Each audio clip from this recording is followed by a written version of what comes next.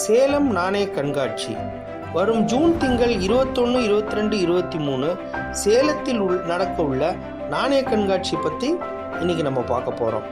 JR divine plus நேயர்களுக்கு அன்பு வணக்கம். முதல்ல சொன்ன மாதிரி சேலத்தில் தொடர்ந்து நாணய கண்காட்சிகள் நடந்துட்டு வருது. முதல்லலாம் எங்கே நடக்கும் அப்படின்னா பழைய பஸ் ஸ்டாண்ட் பக்கத்தில் உள்ள ஒரு வாசவி மஹாலில் நடக்கும். அது மிக அருமையான பழமையான மண்டபம்.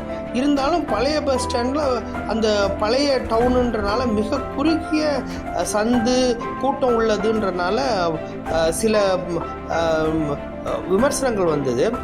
அதெல்லாம் நிவர்த்தி பண்ணும் வகையில் இப்போ இன்னைக்கு இந்த தடவை நடக்க உள்ள கண்காட்சி ஒரு புது பஸ் ஸ்டாண்ட் பக்கத்தில் ஒரு அருமையான புது மண்டபம்.